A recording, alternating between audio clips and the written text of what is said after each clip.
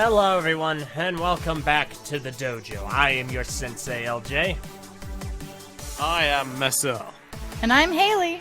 And this is Ninjago Cast. We are the masters of Podjitsu.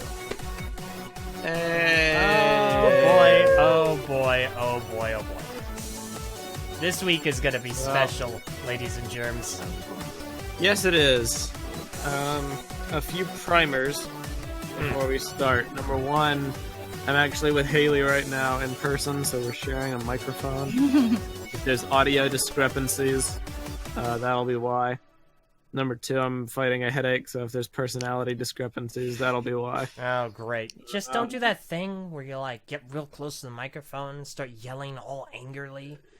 I'm probably not going to do that yeah. just because I don't know the volume of Hayley's mic. I don't want to, kill your ears. I'm Thank probably you. going to stay at this distance all the way through. Sweet sauce. Yeah. Yep. All right. So, how's everyone's week been? How's everyone's Ninjago week been?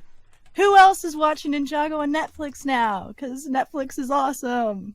So, Woo! Hey, I we're am. marathoning. We just finished Yay! Skybound.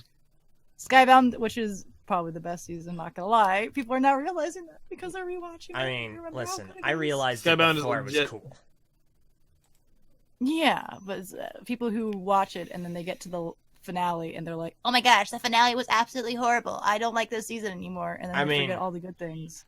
The finale is Oh, the biggest yeah. So issue good. with Skybound, but Wait till you get to it. Wait till you get to it and you get yes, to rewatch it because it's great. Yeah, I'm working on It it. still has issues, but yeah, I did have a realization about that, and that's I think one of the reasons why it used to bother me was, it took away, development that the ninja had during the season. If they can't remember the events, they can't learn from them.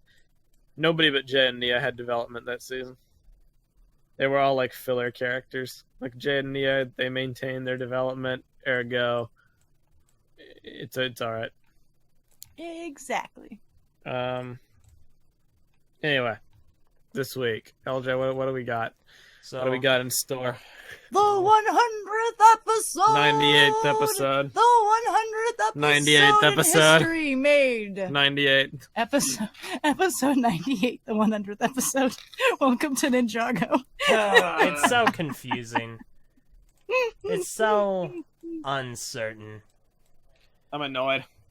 Full disclosure, I'm annoyed. Okay, so before we really get into the meat and potatoes of this, Oh boy. there is a comment from last week's episode we do need to address. And it is pertaining Yes. to our conversation on Spinjitzu. Air And Jitsu. that Cyclondo, whatever.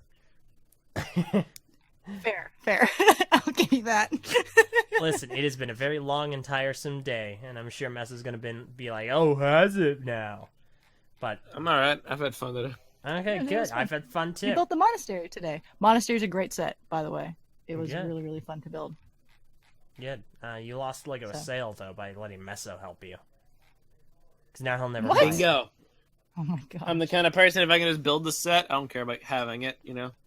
All right. I got the Yeah. experience. So, 4 days ago, we were having a conversation about air jitsu. And not 4 days ago, necessarily, but you get my point. And Tommy Anderson answered our question. He was kind enough to leave a comment regarding it, and he says the following. Hi, Meso. To put your frustrations about air jitsu to rest, you'll notice that anytime a ninja has used air jitsu in the series, he/she launches off of a surface. The ninja are plummeting to their death several times during possession after they have learned it too without using it, landing on a ship in Cloud Kingdom and saved by Ronin in the Caves of Despair. Air jitsu is not flying, it's a spinjitzu leap. The only offender has been in the Dark Island books where Wu did it.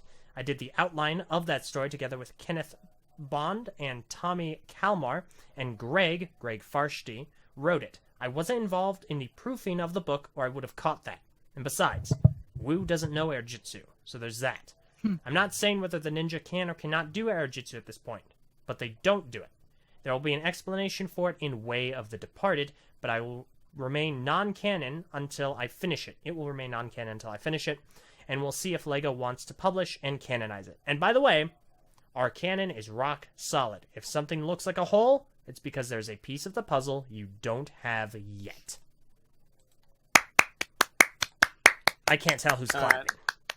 That's Hayley. That's me, I would never of course. applaud for this. Well, I'm applying to Tommy because the best part is that Tommy's right. I really do enjoy his response about Airjitsu, but there is actually one more offender. The best part is that Tommy's right. Yeah. Well, first of all, thank you very much for leaving the comment. I greatly appreciate it.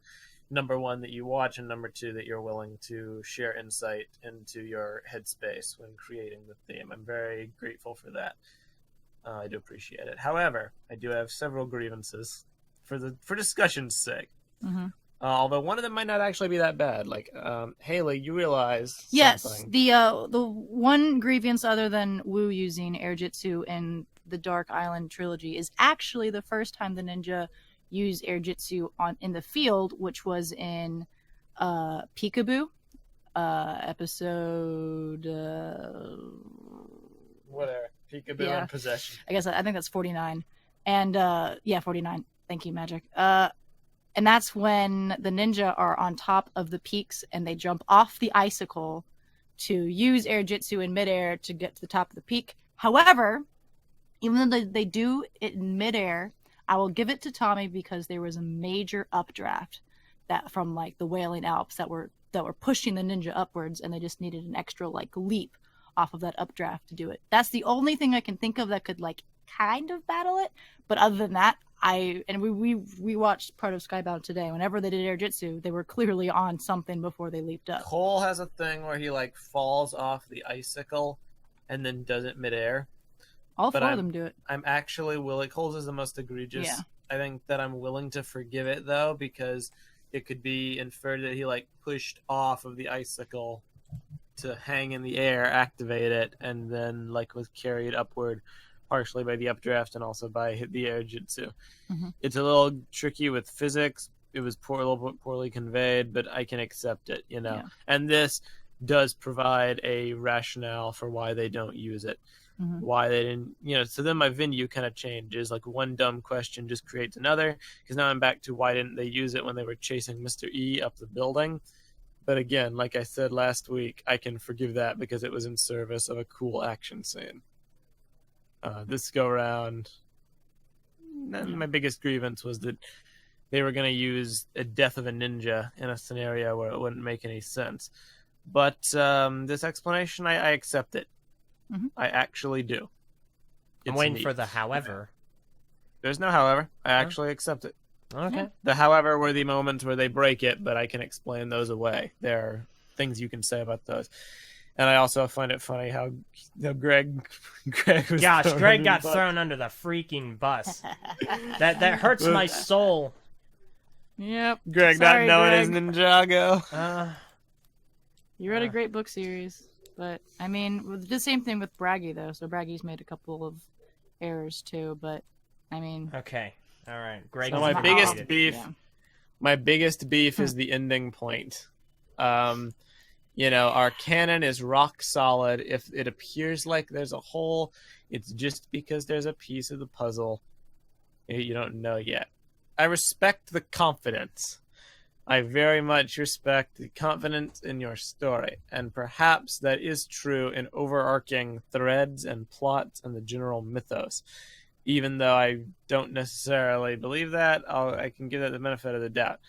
However, what that basically means is that if there's one plot hole that can be discovered in Ninjago that cannot be explained, then there you go. It's not rock solid. So I'm just going to name one off the top of my head. There's a scene in Possession where I think someone was cornered by ghosts. I think it was Nia or Cole or somebody. Yeah. Lloyd comes along and blasts the ghosts with his elemental green power, and they disintegrate like they would with water. Why can he do that? Why can Lloyd kill ghosts? There's like a billion more plot holes I could bring up. I could talk about wrong place, wrong time, and how some remember it, and like Lloyd doesn't. I could talk about any number of things, but for discussion's sake, I'll just leave that one. Yeah. So, what I do like about that comment is that there's more to be discovered. The way that he worded it was that there's more for us to discover about the canon. Yeah. Which I'm excited for, how they're going to reveal that. So. Ditto.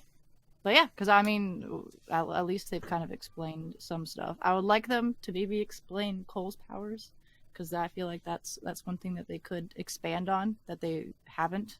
When I say his powers, I mean like his Use your lava arms. or his earth punch or whatever we want to call it. Yeah, lava arms. But other than that, lava arms.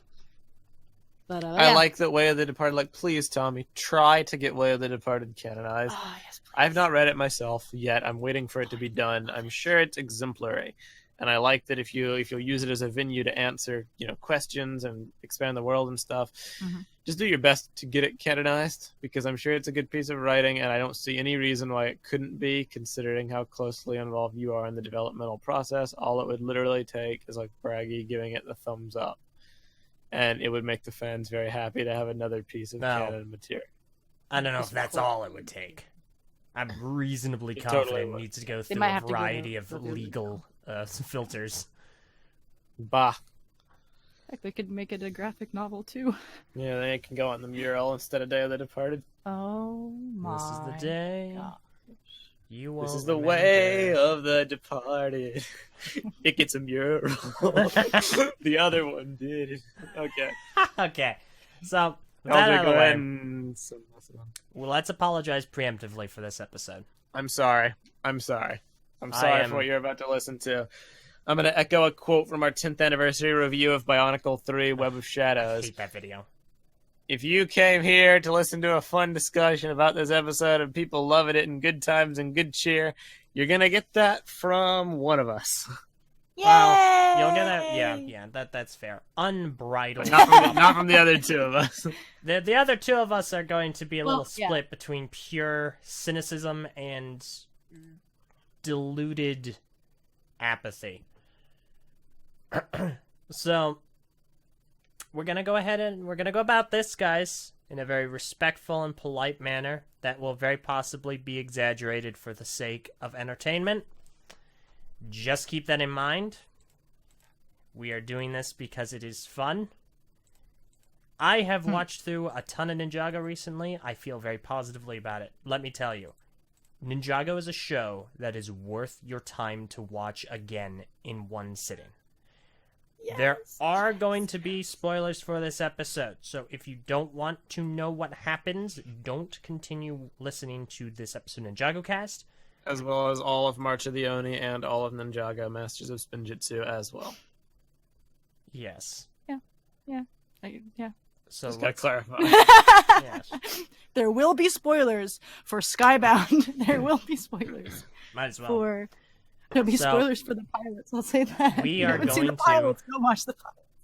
We are going to go ahead and start. Brief recap of episode 98 or 100 or 101, depending on who you ask. Endings. 100. 98. Holy crud. What is 101? Day of the Departed. Day of the Departed is not an episode. It's not an what makes you think- episode. It's not an episode. It's a special. Just joking. Go on. Else. Okay. Anyway, Continue. let's go ahead and start. I know what you're talking Because about. Meso was obviously unable to provide me with GIFs, I have instead opted to screen share the episode itself. So I'm just gonna be skipping around, so you'll see my mouse here, and I apologize if that's annoying. Okay, so Very clever. We should probably do that anyways. I told you I had a backup plan. See, I expected you would do like anti-coal propaganda. I mean, Just don't skip That's Cole right, scene. so- that's gonna be next time. Wink. No. All right. No. Oh, yeah.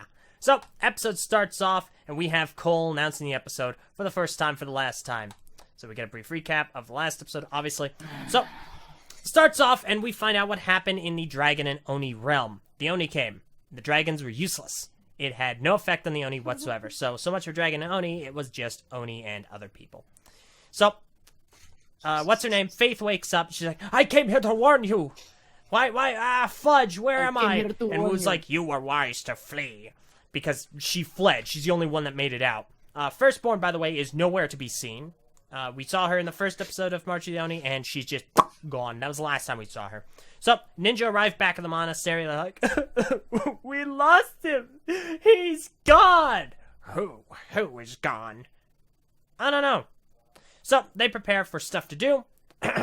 Garmadon chucks around the giant golden armor, and apparently Wu can hold it, Garmadon can hold it, which we already knew, and Kai can hold it. That's all of the golden weapons, and they're just fine. They're not going poof. Whatever. So Kai gets to work. All right, time to be a blacksmith for once since the first episodes. Tink, tink, tink. And he makes the golden weapons, and they're super neat and cool to match the sets. This entire set is officially canon as not only a legacy set, but March of the Oni set. So the Oni are on their way. Skeleton.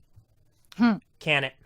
So the Oni are on their way, and the ninja are like, all right, we got golden weapons, we got our powers, let's rock and roll. And of course, Nia, the murderer of Cole, ends up getting his weapon because that's just salt in the wounds. Speaking of Cole, he wakes up and he's like, I'm fine, and I'm in a building, even though last time I fell on the sidewalk, presumably. No, untrue. No, he landed in the same spot. I checked. Okay. She thought the same thing. Yeah. All right. It's weird. I'll take your word for it. So he's like, I got this little thingamabob. It's broken. Time to do something. And he takes his handy-dandy pair of scissors, taps it a couple of times. Voila! It works. Now, I thought that this was some kind of a thing to call the other ninja. It's not. It's something to call the limo! His drill! So he runs outside, spinjitzu! Oh no, something's happening! Oh gosh, what's happening? I don't know, he makes it. He's fine. So we cut back to the ninja at the monastery, and the Oni are coming up. There are a lot more of them than we last saw, and the ninja are like, alright, we got our weapons. This is gonna be the final battle. Nothing is going to get past us. Close the gate. We're all ready. And antics are delayed. Ensue! Jay jumps in! Wham! Bam! Alright, everyone's fighting. Elemental powers are flying. Nia's like, oh no, I can't use the weapon of the person I murdered! It's not listening to me! I'm not the Elemental Master of Earth! I killed the Elemental Master of Earth! Ah! And they're all flailing around, and it's crazy, and then they're getting surrounded, and oh no, what are we gonna do? Deus Ex Cole! He comes in, wham! I'm alive, everyone! Pow! He drops the everyone. He just takes that scythe. He's like, ha! Murder me again, suckers! I have relevance! Boom! Spinjitzu! Things are happening. People are flying. And then Garmadon's like, I need to get uglier than I was before. Bam! I have a mask now! Ha ha ha! Fear me and my thick eyebrows! And he starts going wild with his own staff because somehow he just suddenly transformed, and we don't have any explanation as to why other than he's tapped into his Oni side. So then he fights off against Omega, and it's super awesome. The ninja are surrounded. They don't know what to do, and they're thinking, oh man, we really wish Dareth were here. So ninja end up getting pushed back. They end up going into the monastery. They end up blocking or barricading the gate. Cole uses his lava arms. They're still there. We still don't know what they do. And the ninja are like, what are we gonna do? And then all of a sudden, Jay is like, Nia, will you not marry me, but marry me anyway, please? And Nia's like, okay, yeah, sure. And so they're now married, but not married, but yang, you know, accurate you get the to how that scene played out and the amount of screen time and focus it got. Go on. So they managed to get that all squared away. Ninja trying to figure out what to do. Lloyd is like, all right, let's figure out what to do here.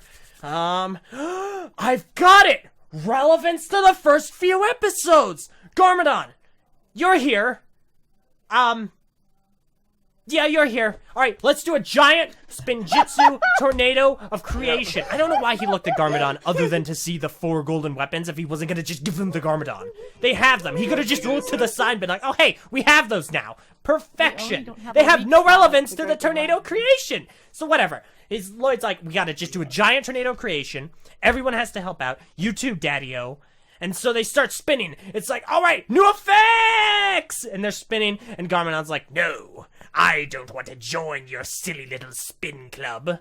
But then he's like, okay, I'm gonna join your silly little spin club.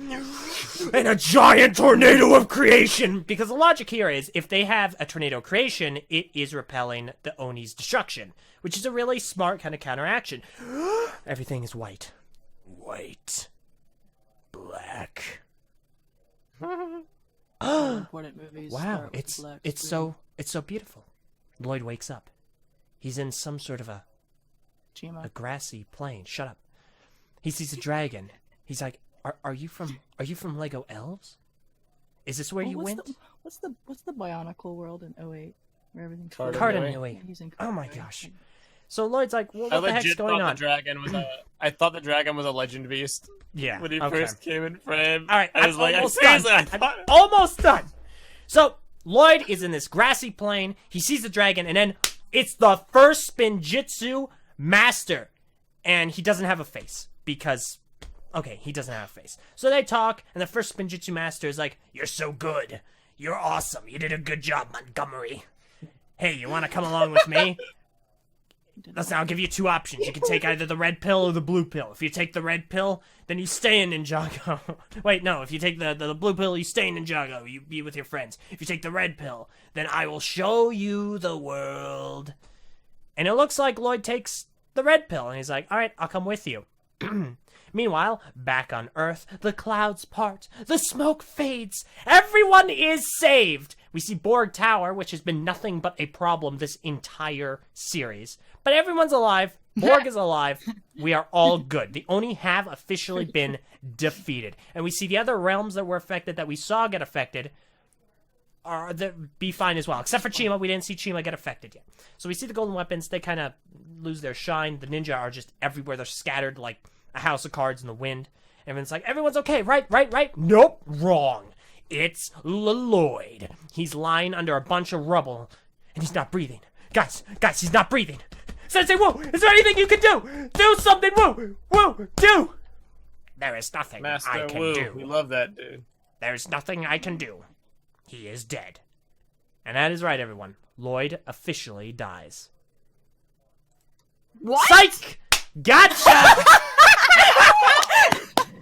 Nope. Everything is okay, everyone. No need to panic. Lloyd is alive. He starts breathing again despite having no pulse. And Garmadon's like, "I have no reaction to this. I'm just going to walk off." And Wu is like, "Why are you just going to walk off?" And Garmadon's like, "Eh." We don't know where Lloyd went. He starts saying, "But the first Spinjitzu master, where am I?" And the other's like, "Lloyd's be crazy. Am I right?" And they carry him off to have some tea. Garmadon's like, "Peace out." Wu is like, "Smile." And Garmadon's like, eyebrow raise. And so the ninja end up doing some hand painting, or finger painting rather, where they put their claw hands in some paint and make a nice, intricate symbol to symbolize their friendship. And it takes the place that otherwise Day of the Departed would have gone. And there they are, all happy, and the episode and the season end. So, Dareth was there! Dareth was there too! He's gonna be a ninja, confirmed! And Ronan was he already there. is a ninja. And Carla. He's the brown ninja. So, before I even say anything, I just want to say, I get why this episode exists. And you know what? There's people out there who this episode is made for. I'm sitting next to one of them. It's an episode for the fans. It's an episode to make you smile. It's an episode that, it's a very feel-good kind of finale where they have a lot of nostalgic throwbacks and everything comes full circle and there's a lot of cool action and jokes, and you get this feeling. You're supposed to get this feeling of the characters all coming together to do the impossible, and you're rooting for them to succeed. And when they pull it off, you feel good because you're like, yes, these characters, they did it. I'm not one of those people who has that emotion. This entire episode, save 3 scenes, was lost on me because of a myriad of reasons. I honestly don't even know where to start. I have so much to unpack.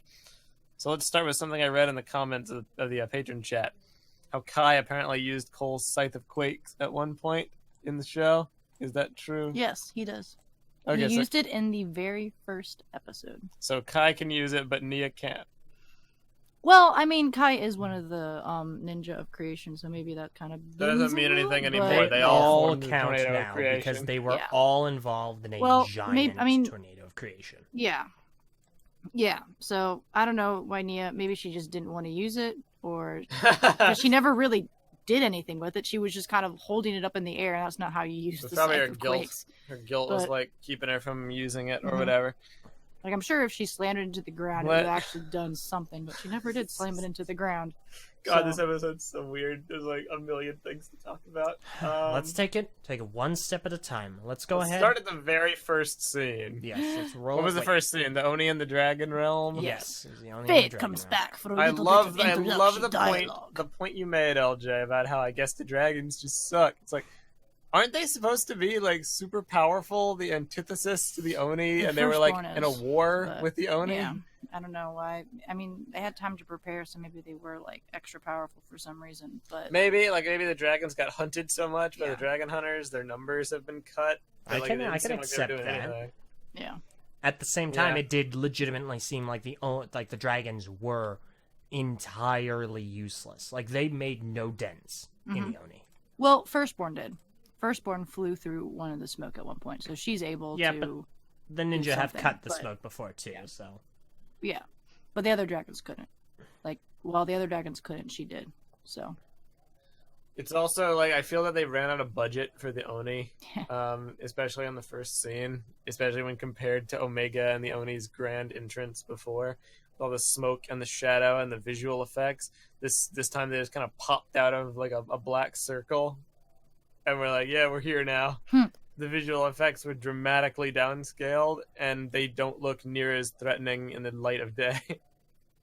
They're way more threatening in the darkness. They kind of look stupid when they're just walking around in broad daylight with Omega's giant horns and their ludicrous proportions. But you know, whatever. Faith is around. She's all right. The ninja come talk to Wu, and that was a fine scene. Prentice just now Omega with that Thanos portal entrance, though. Yeah, I So mean, true. pretty much. That's basically what it was. But the scene with Wu in the monastery, I can get behind it. I don't have too many issues with that. They're grieving about Cole. They explain the plan. He's like, we got to do it. Like, they clearly portrayed Wu as someone who doesn't have any idea what to do anymore. He's at the end of his rope, and I respect that because that means the ninja now take full autonomy, and they can't rely on a wise mentor character anymore. They're their own people now, You say that now. which I appreciate. Who knows? Who knows what's coming? Ninja, there's something I haven't told you. Oh, dear Lord, please. Season 11. Please, no. There's I an had ice another emperor. pupil. There's another pupil. So that was a fine scene. What was the scene after that? Was it the Cole? scene after that No, was it the was, forging. Yeah. Okay. It was the forging montage. Kai and did not then- say his line. Kai did not say the line, which was kind of sad. I mean, that was just something that I wanted, but it would have been the perfect tie. The line, of course, of to forge the perfect weapon, one must have, the right metal and plenty of heat, something like that. But he did wear his blacksmith clothes, which totally makes up for it. That's even better, I think, because it was his minifigure that we first saw him in doing the work. So. Yeah, that is pretty cool.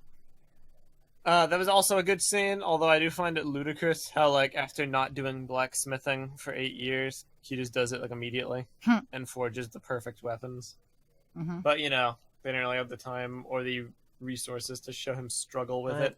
Yeah, I can suspend my disbelief for that. That's fine.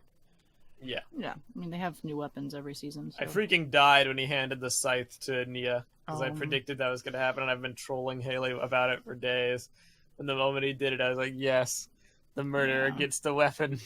Let's do it. He's like, Cole would have wanted you to have this. I'm like, no, he would not. I mean, sure, he probably would have, but no. Stop Give it. it to Lloyd before Nia. Yeah, fair. Give it to Dareth. Dareth, the second No. Quakes. That's a great idea, actually. Give it to Wu. He'd Give it to Wu, Dareth. his son. So, after that, Cole wakes up. He is fine. Like, the fall, I Yeah, can he's fine. forgive. Yeah. I legitimately can forgive the fall. Yeah, But- he's the master of Earth. He does have super strength, so sure, I'll give him I that. can't forgive Super either. strength Go doesn't equate to super durability. However, I will again suspend disbelief for his falling. Mhm. But why does the cloud not affect him? I don't know if this is one of the missing puzzle pieces that we don't have yet, or if it's just No. It was just a poor cut. It's all it was. The scene at the end of the last episode with the smoke reaching close to him. Like the cloud is one thing, but the tendrils were like right up on him in the last episode. Not touching him, but they were pretty close. They were like an inch away from him when the screen got covered. When in this episode, he wakes up and he has like a second or two, and they're farther away. And there's also not as thick of a cloud cover, of smoke cover. I think you can chalk that up to just an editing error or a scene composition. I think it's just a dramatic thing. A suspense thing. Yeah, the it's problem just for... with it is the excuse I've heard already from like the patron chat and from like YouTube comments is it's the kind of thing. Cole's death would be way better when you watch this in block as a movie like it's intended. I actually completely disagree. And I think it would be even worse if you watched it back to back because the scenes would be so close to each other. Mm-hmm. The only reason I'm not like foaming at the mouth about this right now is because I had a week in between episodes to reason out he was probably going to be alive because they had that little shot of him moving at the very end. But if you watch that back to back, you lose that introspection. So it just kind of goes from them playing up a very dramatic death to him just waking up with absolutely no injury, head trauma, grogginess, consequences, only petrification. He's just okay. And he's just quipping like immediately. He's talking to himself and cracking jokes and figuring stuff out. He's not like struggling at all. He's not hurt. He's not anything. Yeah, the point where he's struggling is when he's in the cloud when he's trying to get to his drill thing. Yeah. That's the part that I'm confused about.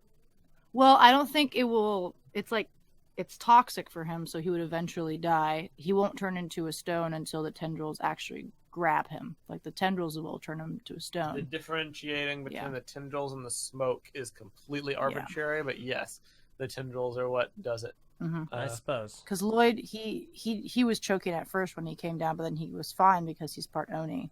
But Cole's completely human, so it would have killed him if he was out there for too long. But I don't know. I want to talk about Cole more later in the season as a whole, but for now, I will say that I cannot accept either him surviving and not being hurt by fall damage, or him not being touched by the tendril despite the scene before showing it like right up on him. Both are pushing the boundaries of my suspension of disbelief, especially the fall damage, because you can't have it both ways. On last week's podcast, I was like, why do the ninja think Cole's dead? They're going to save everyone from the tendrils. And then the response was they were worried about the fall hurting him, not about the tendrils. So if they operate under the assumption that falling will kill you, then why did falling not kill him? Yeah. And I mean, the one argument is that he fell in the news building, which looked like it might have been elevated, but Cole never ran downstairs to get to ground level to get his car. So wait, I don't know. No, he did. Didn't he? Ran down a whole bunch of stairs? I don't remember him running down a whole bunch of stairs. He obviously wasn't on the first floor, I don't think. Well, he might have been. They might have just cut his running down the whole bunch of stairs because I think he just ran to the desk and then he ran to the window. But point being, I'm fine with stakes being there. I'm even fine with like a death fake out. I wish they wouldn't do it, but I understand it. They've done it before with Zane, and it happened too close to proximity, and I don't know, the reasons why they thought he was dead don't add up, and the editing was poor. It just didn't work. It was a colossal misfire on basically all fronts. I also have some more words on this later, but we should move along. Yes. All right. So what's the next scene after that? So the only are actually, coming I did like that line. I will say one thing quickly for that scene with Cole. I did enjoy him talking to himself because it was a nice callback to Sons of Garmadon when he was aware that he was talking to himself, and but he was very funny. I enjoyed it, his little banter and stuff.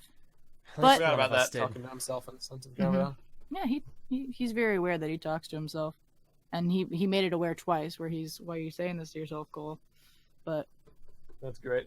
But yeah, so kudos to Cole. And then now we're going back to the monastery, where they're now all the random civilians that run up the entire monastery somehow. all like 6 of them. All 6 of them. We have to save everyone. Random guy, Misako's there. Yeah. So And they're all standing out front. Like, this Yeah. is like Tournament of Elements. Might as well just draw a line on the ground and say, gotta hold the line, hold the line. I'm jumping ahead a little bit, but like while Misako was relevant, I don't want Misako to be in things. I want her to die, but if she was gonna be there, she can do Spinjitzu. Yeah. Have her join the Tornado of Creation. Did she not? Well, yeah. She She not. didn't. She was protecting the people with Skylar. Was it Skylar? No, it was Pixel and some other one.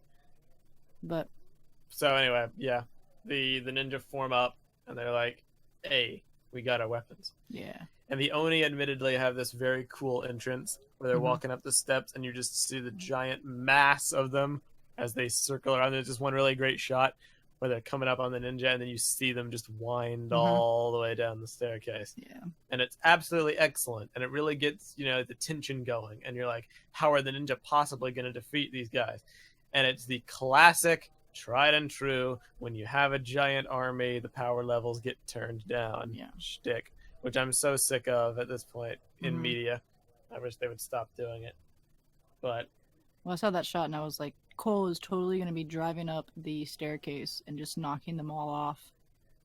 it ruins But, power yeah. scaling. Garmadon in one episode had trouble fighting 2 of them. Yeah. And now, not only can the ninja fight hordes of them, but Garmadon can fight like dozens. But the fight fuels him. The Oh my fight God. He was already fuels fueled! him. He was Well, already he can, fueled he can up! keep getting fueled up. He has his true potential back. Oh, dear Lord. His true potential apparently is not a pretty sight. And also, the ninja, like, don't use their elemental powers. Like, I think Zane's the only one who channels them through the golden weapons. I could be wrong. I could be misremembering. Someone But, please yeah, correct me if plus I am. Cole. Zane freezes one of them, but Kai just, like, swings his sword. He doesn't, like, shoot fire. Nia obviously doesn't. And Jay doesn't either. I think he just hit him with nunchucks. Which was kind of lame, actually. That's probably one of my larger critiques, if you can believe it, even though it doesn't matter that much for the writing, but they made a big deal out of the golden weapons, and they were very underwhelming, at least in presentation. Incidentally, Cole's was the only cool one, Yeah. and that was just because of his entrance. Well, did the golden weapons even do anything? Not really. So they build the golden weapons for what? Well, they acted as Oni repellent. Like, there are a few scenes Yeah. where they're, like, kind of backing away from them, but I expected them to, like, carve through the Oni like butter. Obviously not that brutal for a kid's show. Yeah, but that they would go poof or something. yeah, just go like poof in black smoke clouds, so Right. you actually felt the weight of the blows. Mhm. But they were just like regular freaking weapons. Yeah. They weren't cool at all. So Which I acknowledge is a subjective thing. Mhm. You guys might have found them cool, but I did not. I mean, I like them in so much as they exist and they are neat concepts. I also agree. I don't really know what the point was outside of the interconnectivity with the set. Like, Yeah. from a narrative Yeah. perspective, I don't get it. Like, I get the idea behind it. The Oni don't really like them, but it doesn't matter at this point. And No. yeah. they don't really play much of a role. It felt Played no kind role of at all. Yeah. I don't know. I think which brings us to the bigger part was the nostalgia. Which is like the heart of this episode. They brought the golden Yes. weapons back because 100 episodes. Essentially. 98 episodes. There's the And I guess for the Tornado of Creation. and the Tornado of Creation is also. And the first Benjutsu Master. Do you need the golden weapons to do the Tornado of Creation? I think so. I mean, they never did it after the golden weapons were destroyed, so. Well, they've also never called their dragons in, Yeah, recently, I mean, well, fair. after they stopped using them, I guess. And they don't need the golden weapons for that either. So they kind of just drop things sometimes. But, yeah, huh.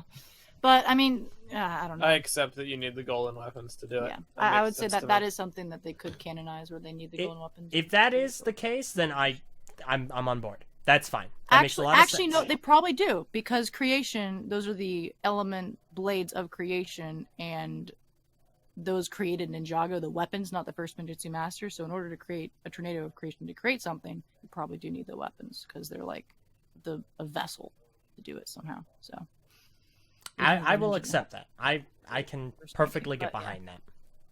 But yeah, I think that's something they could totally do Cole had a great entrance Cole had the best entrance. with some good Ninjago slow-mo for a change. Which is unfortunately rare. Will Film, they do amazing work. Their animation is absolutely spectacular. They cannot be praised enough. They need to find somebody who gets slow-mo. Like, I can imagine the slow-mo parts the more difficult to animate, which makes it disappointing that they're used in really bizarre instances. This was not one of the bizarre instances. This was proper. Yeah, they have a couple of really good instances, and then they have a couple of like weird ones, like moments where like you're jumping over a car. Or Misako being flipped in like super slow motion and what is it, Sons of Garmadon or something? Oh yes, that was Misako. But no, and then Cole's line, "You can't get rid of me that easily." Unfortunately, we cannot. But I will get rid of your reputation next episode. Wow.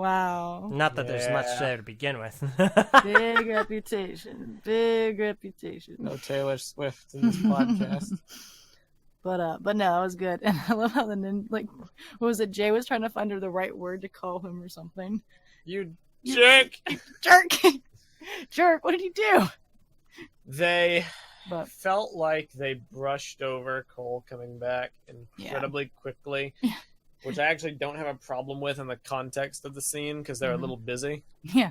I only have a problem with it in the context of the audience making us think that Cole died in the first place. If there wasn't going to be a lot of emotional payoff, why bother? Like, I expected them to maybe have a scene where they actually talk about Cole and how cool he was. Nope. And, like, in memorial of him, like, maybe they look at the mural, like Hayley was suggesting, and they're like, oh, we got to remember Cole. He may not be front and center, but he was always in the background helping us. I can't believe he's gone. Or even, like, an emotional reunion when he's back. But they just kind of brush over it, so I'm left. Again, we'll talk more about that later, but it just leaves this hollow vibe of what was even the point. But they start fighting. They start doing the Oni battle, and it's all right. It's not a spectacular fight, but the Garmadon has some great moments. He has like a ground pound, which is cool. He starts fighting Omega, and then the most bizarre thing ever happens. All you Lord Garmadon meme makers, you just got the ultimate one. It's been hours, and I still don't really get what happened. But Garmadon says, "Time for me to do something, or time for me to get this." Time for him to flip his luck switch or something. Maybe. And don't desecrate the good word of the luck switch, heathen. He powers up. And he's like, I need a staff of my own. And he magics a staff just like Omega's out of nowhere. And he transforms his face. Like he's wearing an Oni mask, but it's still overlaid over Garmadon's face. So it just looks like Garmadon's face with like fat, puffy cheeks. And he has horns and like a weird chin. And I don't get what they were trying to imply with that. Like, I feel maybe they're trying to say that's his true form. But if that's the case, why didn't he come out in his true form when he got resurrected? Yeah. Like, if he can... okay, they're shapeshifters, which they never did anything substantial with, by the way.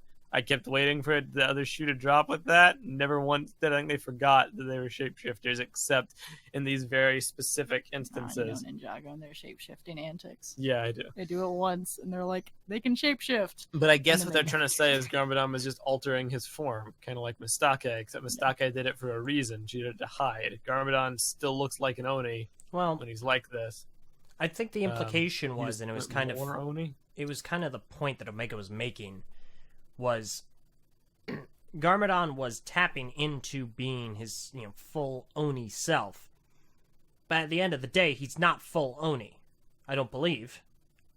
Yeah, that's what they were implying. He's only partially Oni, and Omega was saying you are Oni in form only, but you desire to be human, and that's what's holding you back. So I got the implication. It was just weird because when he was revived, supposedly full Oni, I guess it didn't work. We can chalk that ritual up to a failure. Well, the whole ritual it's still a little weird, honestly. A little. Because, I don't know, it hasn't really, as far as I'm aware, been explained fully. But whatever. Never satisfactorily to me. Like, there's still an Oni mask just chilling out there. I forget which one it was, but there's still one in the world that never got accounted for.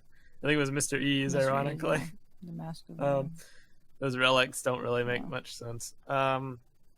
Basically, it was just weird. I got the symbolism, and it was well done. Garmadon had good development. They did good work with him. I just couldn't stop laughing at how weird he looked the whole way through. The eyebrows, though. Those cheeks eyebrows and are the on eyebrows fleek, and yo. He couldn't do his chin. It was supposed to be super menacing, but I was just laughing. We're gonna get so many Garmadon memes. So many.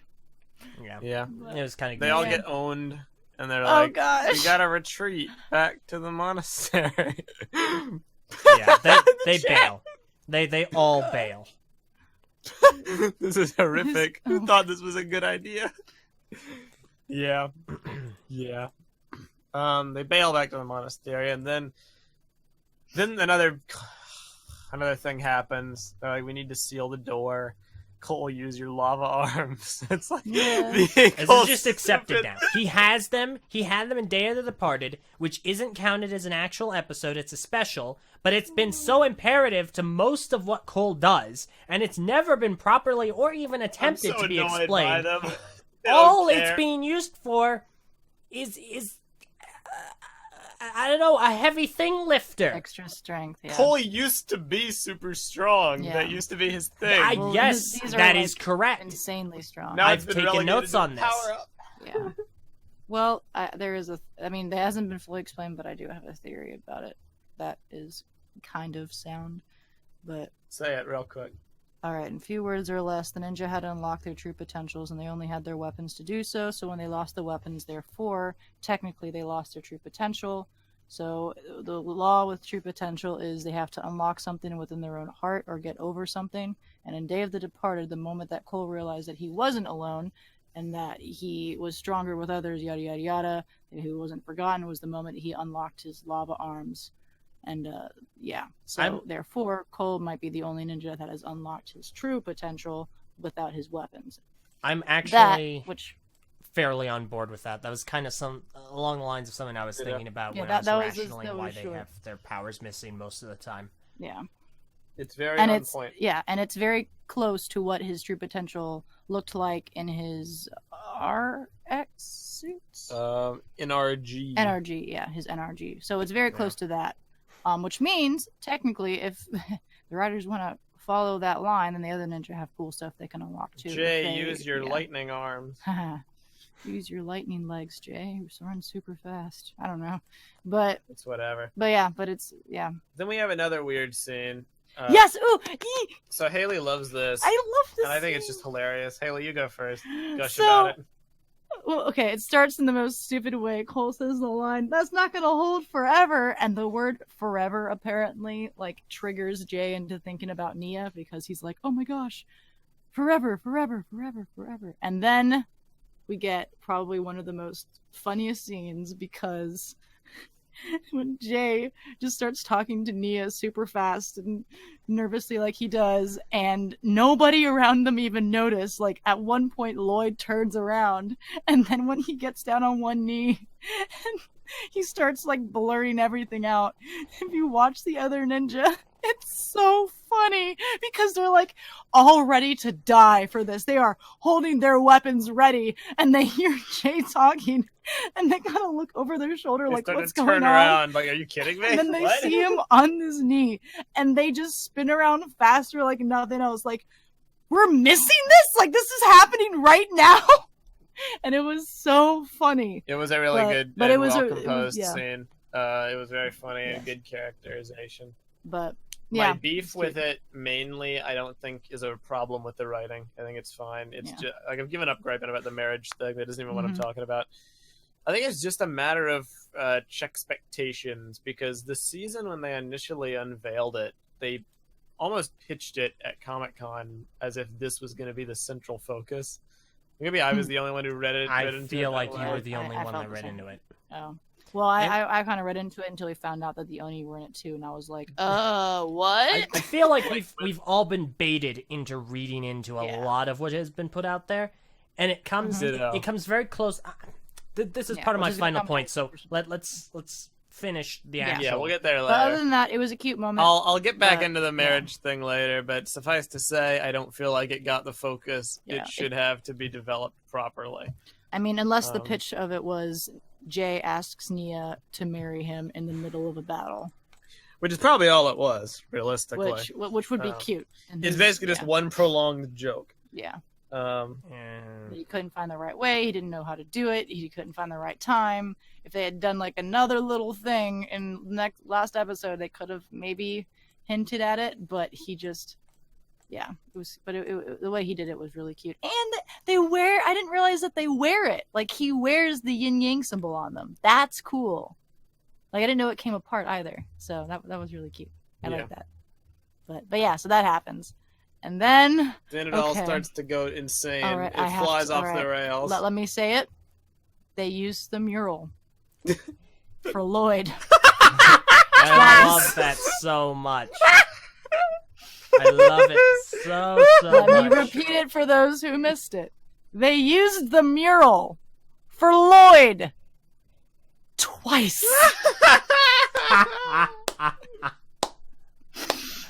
I love it. So, I personally think that this was a perfectly good usage of the mural. I thought that Of him course putting- you would say that. I thought that him putting his Listen, thoughts together was actually really Which- good. I don't know why he used the mural for the golden weapons, but I guess it was just because it was concise. Fine. it I was think probably worked the out. tornado of creation. Yeah. Well, he panned Well, over the he's- weapons and then the Yeah. tornado creation. It's like 1 + 1 = 2. Yeah. Well, maybe he was just looking at it, and then I don't know why they zoomed in on the golden weapons. But I don't was know. Like, so he didn't want to zoom Oh, I'm right watching into it right tornado of now. creation. So let me see. Yep, they pan over and they look at every Well, they don't wanna- individual yeah. weapon and it immediately drop down to the tornado creation. Well, they don't want to show us the tornado creation immediately to create suspense. Yeah, So they're they leading start into on it. that panel so Because you know if the what weapons are panel it is. required Yeah. to make the tornado, they start with the weapons, build into the tornado. Mhm. I assumed they were going to have Garmadon wield the weapons. That's what I thought too. Yeah, no. He only wielded the weapons because what they had to face had a very clear and singular weak spot that he could use all 4 weapons on. I mean, the whole reason he got 4 arms was so he could wield all 4 weapons back when they supposedly had tremendous power, Yeah. air quotes, instead of just being regular weapons. But, I guess that's been dropped. So. Yeah. Yes. Why does he have 4 arms then? The big thinky. I mean, all comes back to his resurrection, so. Cool minifig. Yeah. Probably. Cool, gotta make that minifig. I love minifig. 4 arms. So Like, that's new. Sorry. Lloyd's like, we gotta do the tornado of creation.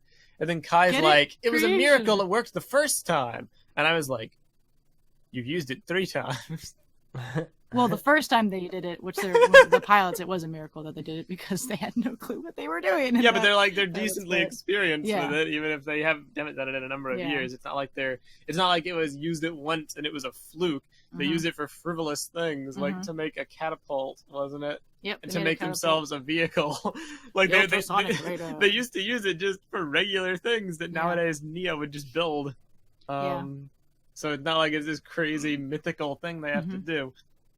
And then they do have an admittedly cool moment where Lloyd's like, everyone has to do it. And it Mhm. feels like a team effort. And he says Garmadon needs to do it. And he just kind of walks away. And then he sees the mural and how the smoke is encroaching. And it pans to him. And you see him in like his evil conquering form. And then it zooms closer into Lloyd. And they have this tendril kind of cover Lloyd up. And then that's when Garmadon kind of snaps to action. It was a very well done visual storytelling for Garmadon's mind. It was great. They used the mural for Lloyd twice. It's so good. I love it so much. However, here's my big flaw with the episode. Well, one of many, but here's probably my biggest head scratcher. So the tornado of creation, this crazy overpowered thing, but the precedent for its use is it's a bit of a leap for me to fully get behind it, even with the added people. It feels cheap because they started off making a Ferris wheel. Next up, they make a catapult. Third time, they make a vehicle.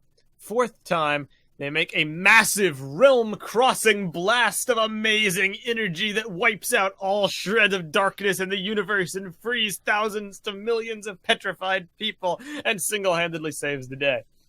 It's a bit of a leap from Ultrasonic Raider to that, even with the extra people. And you could make the argument that the ninja just never used it to their full potential because they didn't really need to, which I can buy that in universe. But from an audience perspective, this Deus Ex Machina has been gone for many years, and it comes back like 20 times more powerful than it ever was before. I feel like that's misinterpreting it.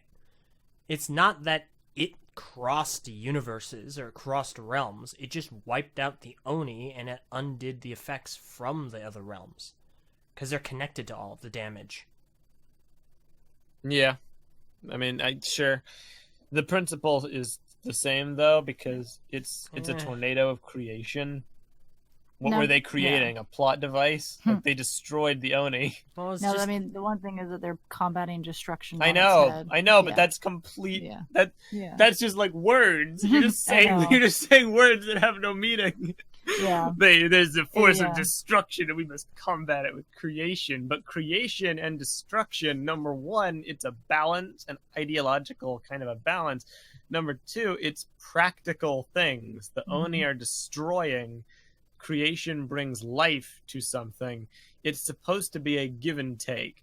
So if they had used the tornado of creation to create something that allowed them to beat the Oni, like if they had used I know it doesn't work this way logically, I'm just making a point. If they'd used the tornado of creation to make, I don't know, the golden weapons, even though they can't do that, they could have then used those weapons to beat the Oni. Something like that.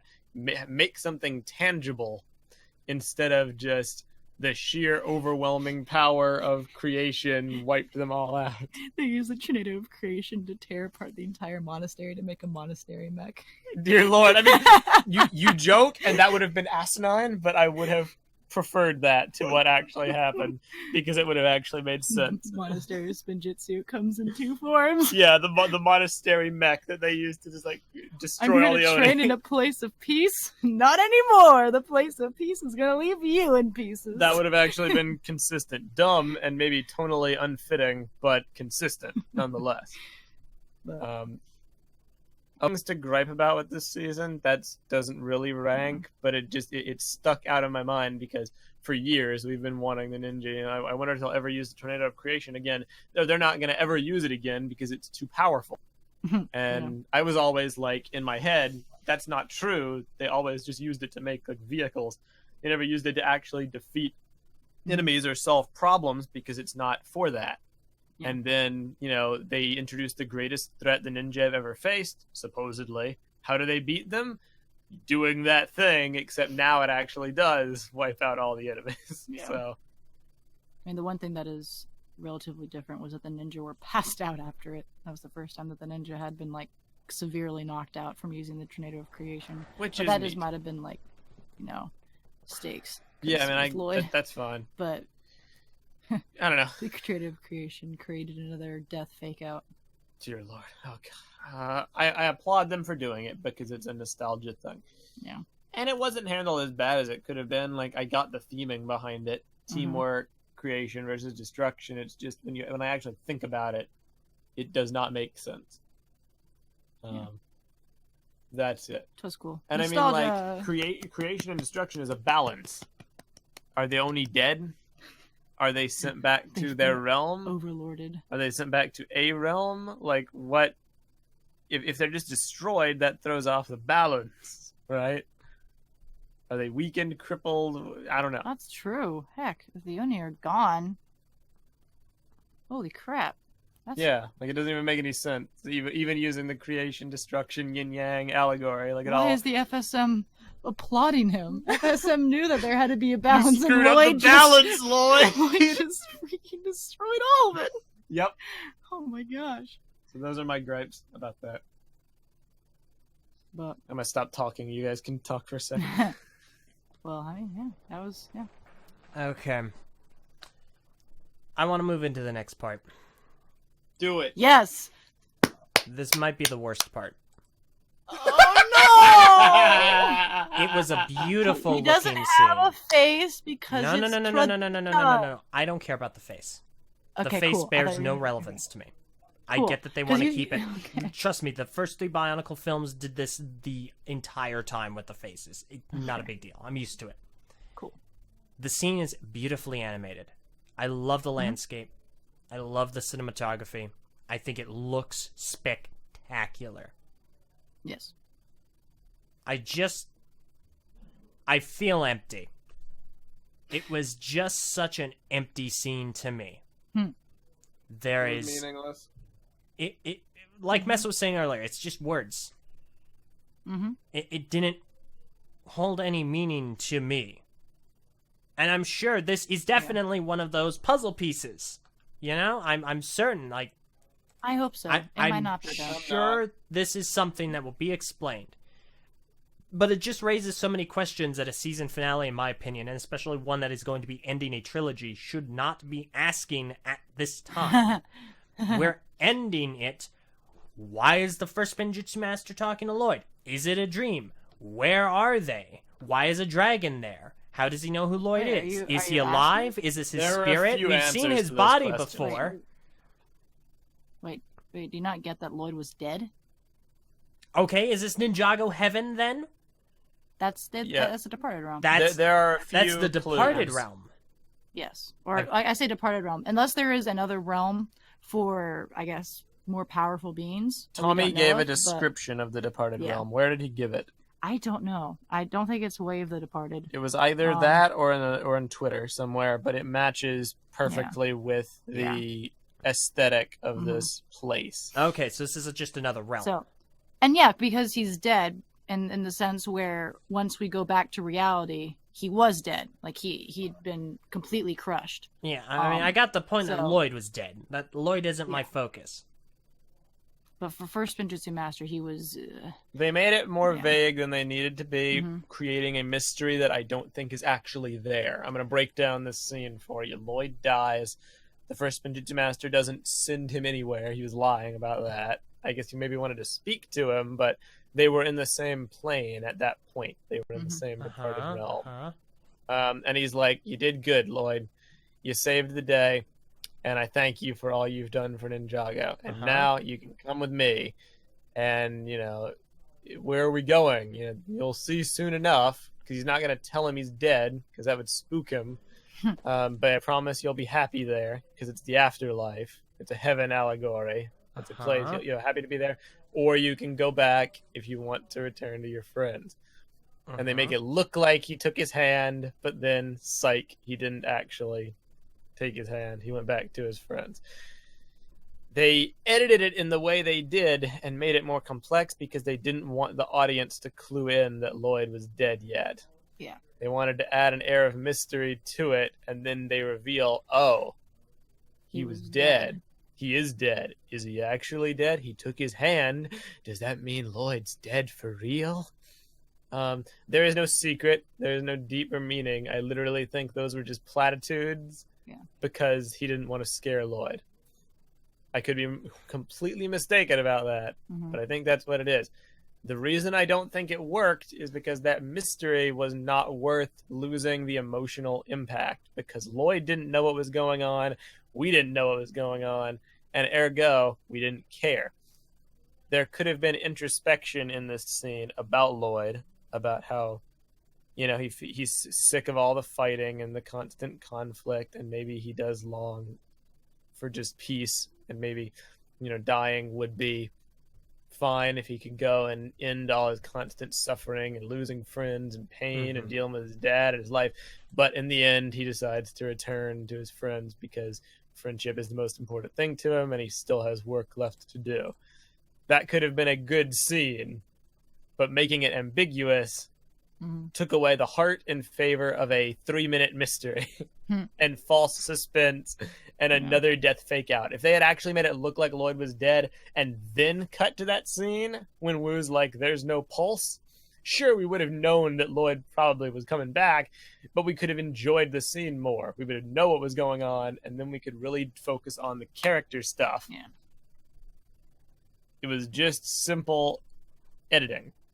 in service of a mystery that didn't need to be there, and another death fake out, which I do not enjoy at this point. I'm so sick of it. The death fake out is... Oh, boy, I got some words for this one. Yeah. I mean... Again, it's also partially animated. part of my final thoughts, so I'm not gonna... Yep. I like the mystery, because I enjoy mysteries. What mystery? The mystery of what was happening to Lloyd when he was there. Like, I mean, you knew what it was. You knew it was a departed realm. Yeah, well, I mean, that was an idea. When we got there, was it Chima? Was it departed realm? We're like, oh, it's departed realm, but I didn't know that he was dead. Did like, anyone think it was Chima? Well, People in did the anyone teaser legitimately poster, think it was Chima? Yes. yes. Based off of the poster. In the teaser poster where there's the one floating rock, people have literally been saying that's Mount Kavora. Well, not For the days. or there, it's like the Chima realm. No, I've seen people saying the floating rock was Mount yeah. Kavora. Seriously. So. And the fact that Tommy was tweeting about a Chima crossover got people thinking. I didn't actually think it was going to be. I was having fun memeing it, and when the dragon stepped into frame, I did for a second think it was a legend beast. Oh my gosh. I was like, are they actually Tommy. freaking doing this? Mr. Anderson, what do I have to do? How may I repent to prevent this Chima crossover from existing? We could have had the realm be destroyed, and it would have been okay, and everyone would have been happy. Although I don't know which other realm would have then been destroyed because they're all like kind of interlinked. But what do I need to do? That's been dropped. Who do I need to talk to? Eljay. How much money must I pay? What is it gonna take? He knows. We have been hinted that there will be a crossover. Yes, I know. I saw the tweet. That will come out. I hope you're hungry, Jan. Thanks, Jan. This is all your fault. You know, someone said that we could be best of friends, we could be buddies, that we seem like we would be good pals, but I don't know anymore, because this... I blame you, Jan. I hope you're listening, Jan! Okay. Anyway. Well, while we're on this subject, there were leaked photos of a... Did you see this, Eljay? Let's not talk about those. Part of... Technically, it's from Nuremberg Toy Fair. It's from Toy Fair. We can talk about it. Okay.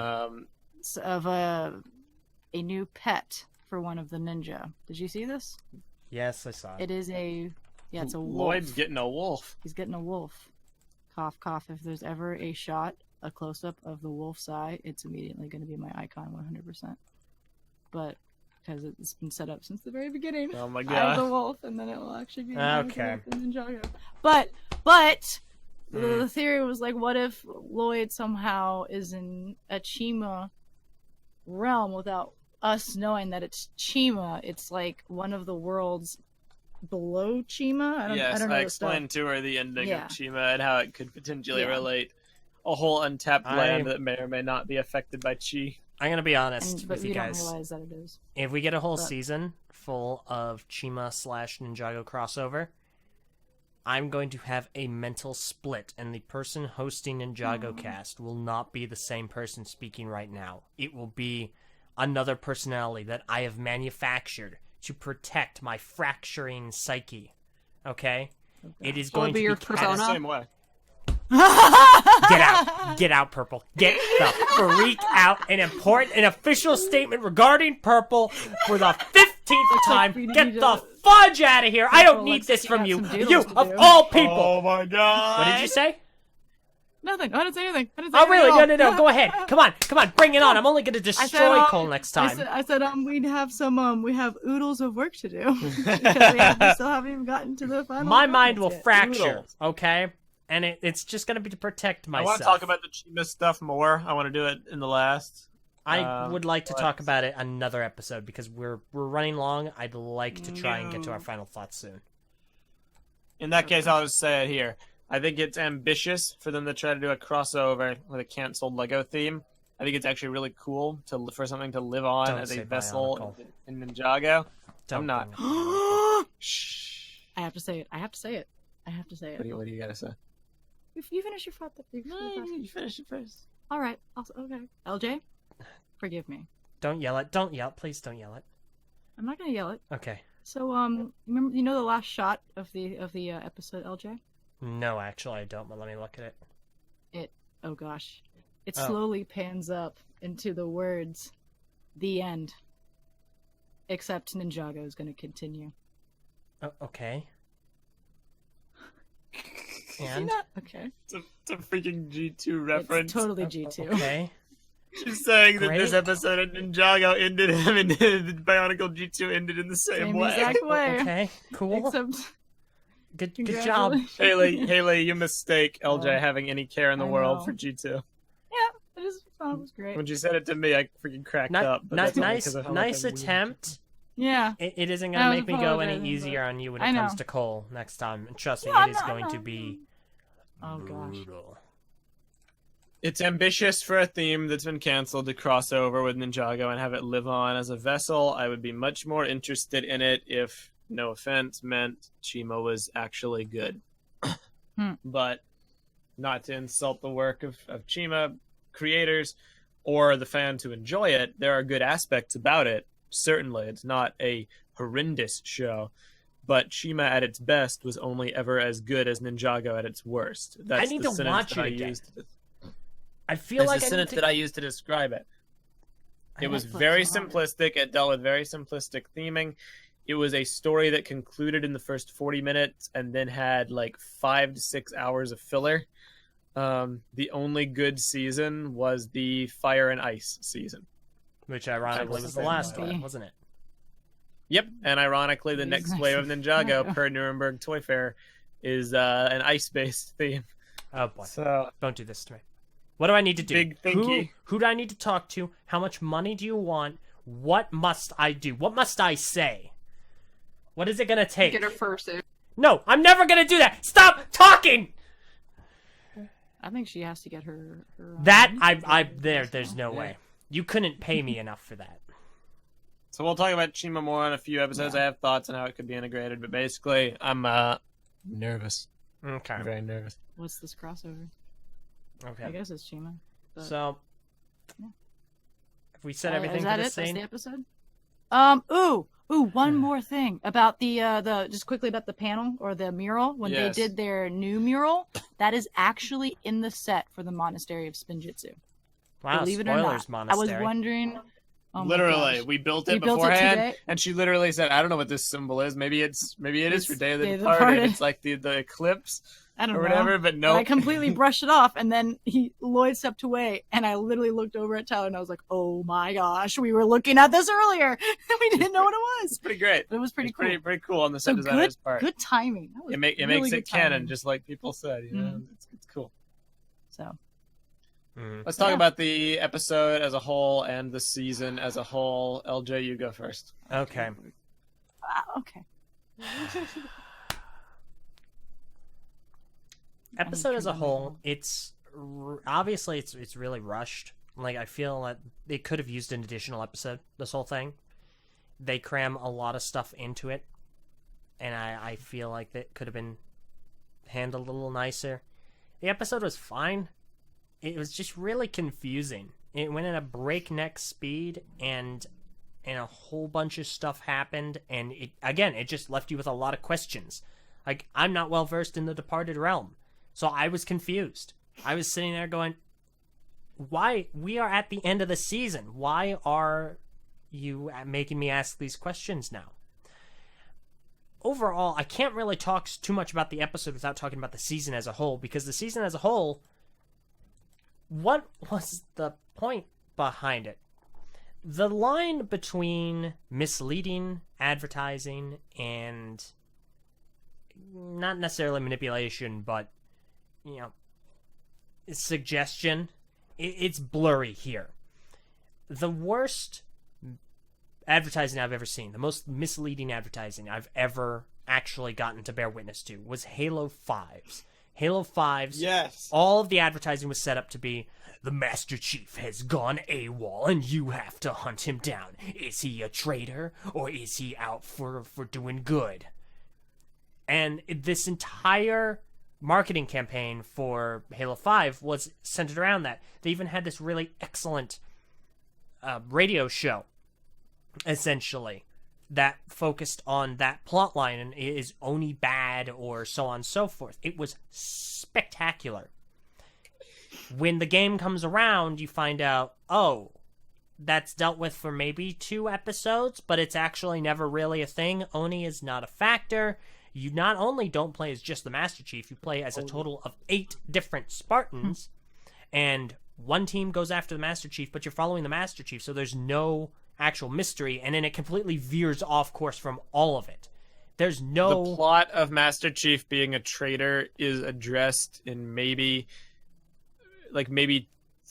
10 lines of dialogue, and it's very simplistic. It's like he gets an order, and he's like, negative infinity. I don't like it. And then he closes the door, and him and his team goes off and does their own things. But like, there's no ambiguity that they're doing anything evil at all. Yeah. They hyped it all up. They over dramatized one aspect about the story to make it seem like it had a different tone than it actually does. It's a very appropriate comparison here. Yes. So, I am not saying that the team behind Ninjago have done the advertising for this to that extent. I'm not. What I am saying is it's very close. And it is very borderline misleading. The reason why I say borderline and not outright misleading is because the fans did a lot of reading into it. It was said that a ninja would die. It was said that a ninja would fall. It was said that all of these different things would happen. And then the posters were released in a particular order. And it was all meant for you to read into it to make these assumptions that these things would happen, including the fact that they gave Cole the headliner for this, and the fact that Cole has still never really had any actual proper character development ever that has lasted and had an effect. But at the same time, so yeah, sure, the fans read into it a ton, but at the same time, it was almost intentional. Yes, they said a ninja would die. Yeah, a ninja did die. But you had all of our expectations assuming that it was going to be Cole, and when he didn't, we don't feel relieved, we feel cheated. We feel like we have been intentionally misled, and that we should feel bad for reading into it, when it was almost intentionally done to make us mislead, to mislead us. It's... I mean, heck, I say this ironically, I think it's applicable. We were Ryan Johnson. Our expectations were completely subverted, and I don't like it when that happens. At least not when it happens poorly. I like it when it's in service of a good story. Like, me not getting what I want is cool when what I get is better than what I was expecting. Which I understand, like, better could mean different things to everybody, but yes. It's subjective, but something that is more interesting, something that is, unique, breaks the norms. Like, that's what plot twists are. You think you're getting one thing, you get another. That is in and of itself subversion, but a plot twist is a twist on a formula that you expect. It's something unexpected. This was the expected route. The advertising was the twist. We thought we were getting a character death.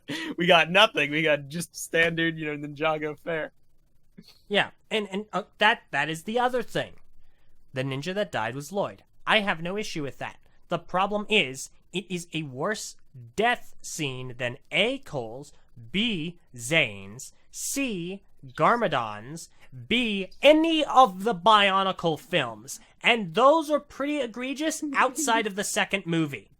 Okay, maybe kind of the third. So really only the first one, where Jala was dead for maybe a total of 10 minutes at best.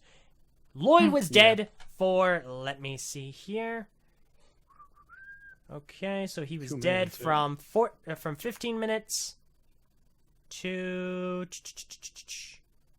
about 20. So about 5 minutes. And technically the audience didn't realize he was dead until after they exited the departed realm. Exactly. So yes, technically speaking, they were honest with us. He died.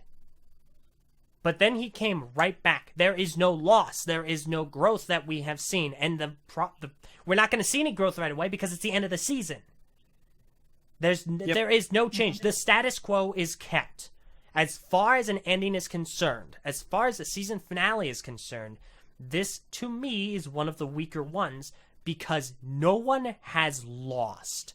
This ending picture I have paused it on, This is everyone who had an effect in this season, and even the trilogy, except for the best. Where's Vinny? Where is Vinny from NGTV? Huh? Where is he? The news reporter. What's her name? Gladys?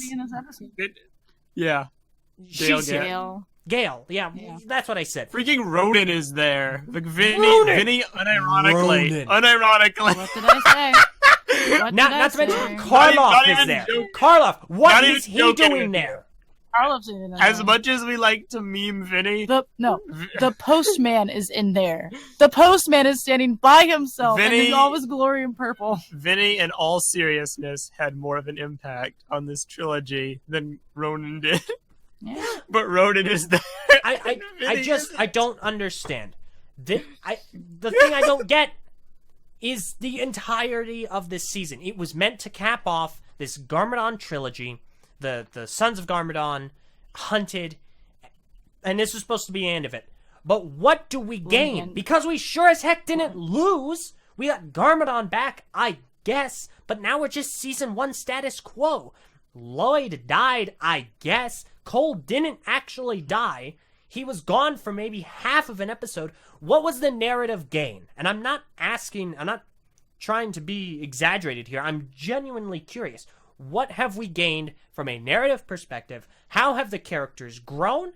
And trust me, this is something I've been paying close attention to over the last week rewatching Ninjago. Nia has had some excellent character development over the series. Jay, Kai, Zane, Lloyd, all have developed and grown and become different characters and had great dynamics. Cole has had nothing. Why was he the one who started off these episodes? Why did they give him an intro? Why did they give him any focus? Why did they give him a death fake out if they weren't going to A, capitalize it, or B, grow either any of the rest of the cast or Cole himself? Why did Lloyd die if they weren't going to keep him dead? What was the point of that other than to show us the Departed Realm? Why did they show us the Departed Realm so late into this season to where we're left with more questions than answers unless we find third-party content that isn't in the actual show that we are unaware of? There are too many questions. There are too many whys. I don't feel like we gained anything from the season. It was a perfectly serviceable season, I suppose. I just feel like I watched Day of the Departed, the extended cut. I didn't get anything out of it. And at least with Day of the Departed, Cole's back to being a human again. He's not even a ghost, and he's got those cool lava arms. And I kind of buy into the theory that maybe he did unlock his true potential because the ninja have never actually used their elemental powers outside of an external force, be it Lloyd, golden weapons, or anything else. So what did we gain? That is my greatest issue with this season. That is why I'm left empty. This episode has just left me empty. I'm not even angry. I'm not upset about this. Outside of just being apathetic toward the entire season of well-animated moments, really cool effects, really excellent shots, like Omega coming into frame for the first time. Other than that, what did we gain? What did they gain? Like I feel like it's nothing. Said in the chat, LJ, we gained questions. I didn't want questions. Well, I didn't want questions. I'm apathetic, he says, while sounding very peeved. I'm trying to put emphasis into this. well, here's convey a my slight points. answer to you, LJ. A slight answer. And I say this because I don't think it's an answer, but here's at least the motivation to what you're doing. This was poorly timed. And I say poorly timed because they tried to make the 100th episode special the conclusion to what possibly was some of the greatest content we got from Ninjago, all bundled together, try to give each ninja something to do in these 4 episodes while dealing with an enemy that was unexplainably powerful, while also calling to nostalgia, while trying to give Cole something to do because this has been 100 episodes and Cole hasn't had a season, while giving Lloyd something to do because he's the hero, while giving Kai something to do because he was the blacksmith, so they had to throw the golden weapons back in there, while giving, just homage to Ninjago in general. They tried to do all of that together, and it didn't fit. If this was a regular season, and they didn't try to cut this to 100, And instead, they decided to make this a full season. And when they got to episode 100, which I guess would be episode 98, they would have a special, like, 100 episode where they find out, hey, maybe the Oni, we can use the golden weapons against the Oni, and they build it in that episode alone. And then they have a couple other quirks that they bring back from past Ninjago stuff. And then the season continues with the Oni until like a full 10 episode arc. But what they tried to do was they tried to shorten it so that it was a big hurrah, a big moment, and it didn't work. It's what Agents of S.H.I.E.L.D. did. Yeah. They had the 100th episode be the 12th episode of a 22 episode season, and the 100th episode worked fine. It didn't like sacrifice the stakes or the ending of the season at all. Yeah, I definitely think bundling the finale was a bad call, an unavoidable one, probably because of budget, but it definitely exacerbated these problems. A Ninjago finale that wraps up not only Sons of Garm, not only Hunted, but March of the Oni, that also is trying to celebrate 100 episodes, try to give Cole something to do, trying to give Lloyd something to do. It was doomed. Try to give Jay something to do. Even like Zane didn't do anything. Did he even say anything in this episode? That's a good question. Yeah, he spoke. I don't even think. I think. Did he? He might have said something like, I would say, he I don't want to say something. generic, but like something that any ninja could have said. Not something that Zane would have said, but. Yeah. But they tried doing so much in this episode that while it felt good to have moments pop up, it left, like you said, there's just so much unexplained, so much that they fell flat on. And I this could have been a great whole season if it was 10 episodes long and they celebrated a 100th episode in this season. Prentice, please tell me if Zane said anything besides cool. I'm pretty sure. No. I think he did. He was the first to point out that Lloyd was missing. I think. Got it. Not 100% sure. Well, there you go. Honestly, I think you are completely right about that, Hayley. Like, I think that is a really... It's a spot-on assessment of everything. Yeah. And it disappoints me because they needed to do one of two things. They either needed to completely 100% absorb the pilots, because I'm looking at the title cards. There are 2 episode 1s. There shouldn't be 2 episode 1s. Because they're counting the pilots as 2 episodes instead of 4. So we have 100 episodes technically, as this was supposed to be the 100th, but it's titled episode, 98, because it's after the pilots. And I think, enraged at that. Yeah, I think welcome to Ninjago. What they should have done, much to my great dismay, and trust me, it is my great dismay, they should have discounted the pilot episodes and extended this to a 6-episode season. I agree. Yeah, I'd take the hit for cohesive storytelling. 2 more episodes would have made this probably a solid season, or at least marginally better than what I'm left with being confused. Yeah. It's like Prentice says, the real episode 100 is going to be a random second episode in a season. Yeah, we'll see what happens. Lloyd might go to Chima at episode 100. Oh, gosh. Great satisfactory. I thought you never say that ever again. Ninjago episode 100. Plus Chima. Dear Lord. But Hayley, do you want to go first before me, or do you want me to just get all my negativity You go out of the first. way? You go first. Okay, Hayley will be the nice positive, the bow pillow. on top of this podcast. I am similar to Eljay in almost every way, except replace my my apathy with just like resignation and disappointment. Because I was duped. I'll be honest. And before I get any further, like Tommy Anderson never. He's not a liar. I already know a few people are going to say this, especially when we're talking about misleading advertising. Technically, if you want to get technical, he said a ninja will fall. Technically, a ninja did fall off the bounty. The problem with that comes because it's like Eljay said, you could try to paint it as the fandom overreacting or reading too much into things. I would not say that because it's the intention for them to read into things. They want the community to get sparked into a frenzy about this. They say those things, those little winks and nods, with a purpose. It's not just in a vacuum. There's an implication you're supposed to draw, unless you're a jaded, cynical dude like me who never believed they'd have the guts to kill Cole or any of the ninja. Then I think my problem really is that Ninjago has been maturing for years.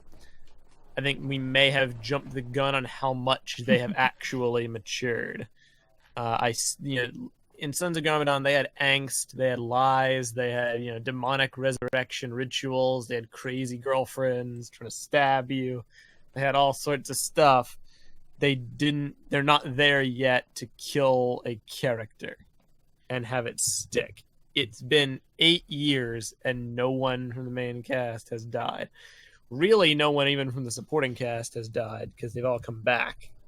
Garmadon is back. Zane came back. Pixel came back. Nia came back.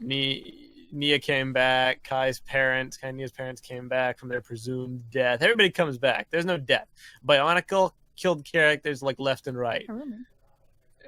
Harumi's dead, sure. She's a villain also. I know she was portrayed as sympathetic, but Bionicle killed characters left and right. Some didn't stick, like Jala, but most times they did. If a character died, 9 times out of 10, they stayed dead. And at the very least, when it came to Bionicle's mainstream, like the films, outside of the first one and the last one, at least half of them had a permanent death. Yeah. Sidorak's dead. Nidiki and Kreka, they're dead. Lekon is dead, etc., etc. Now, Hayley's counterpoint to that, when we were discussing it earlier, is that like the Bionicle characters aren't humanoid. Yeah, they're like freaky robot creatures, so they probably feel like they could have gotten away with it easier. And they're also in books. Well, the movies, but Lekon does not reappear, and neither do Nidiki and Kreka. Well, yeah, there's we're going to discount the Red Star for the sake of this conversation. Yeah. Yeah. I don't know. I think people might have, and again, I'm not saying it's our fault. I actually do believe it's the writing team and the marketing team's fault on this instance, but people read too much into it. People hyped up Ninjago's dark turn on these last 2 seasons, and they extrapolated it to something that they are either incapable of due to the age demographic or are just unwilling to do because of group dynamics and sad kids if they kill a ninja.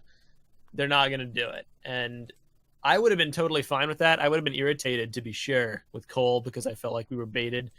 But I could have understood it. Like, I don't like Zane not dying and rebooted, but I've gotten over it in time. It's been like 4 years. I'm not irritated about that anymore. If it wasn't for the Lloyd fake out in the same episode, that tips my scales from just irritation to just complete like disappointment because they didn't need to do that.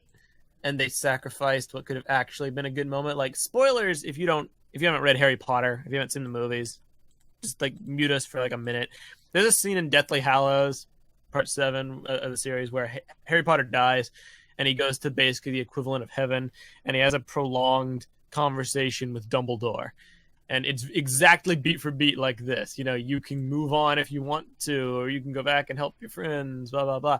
The purpose of that scene was not to get a pat on the back and a congratulations. It was for emotional closure with Dumbledore, and also to actually have a talk about some misunderstandings about him that had cropped up throughout the course of the story, and also shine some light on the history of his family and the world.